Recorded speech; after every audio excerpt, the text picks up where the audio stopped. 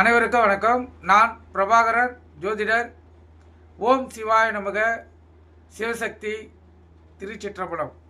இப்போ நான் என்ன சொல்ல போகிறேன்னா, இந்த 3ஆம் இடத்தில் சந்திரன் இருந்தால் என்ன பலன் என்பதை சொல்கிறேன். நீங்கள் கற்றுக்கொண்டு நீங்கள் பயன்பெறுங்க.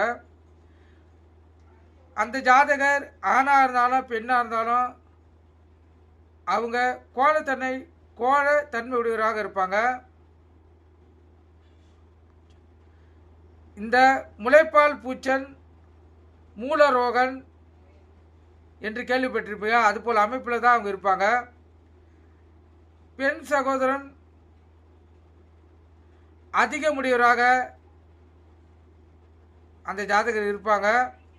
அதே போல் கல்வி ஞானம், அறிவு, வித்வான் இதெல்லாம் அவங்கக்கிட்ட அதிகமாக இருக்கும்.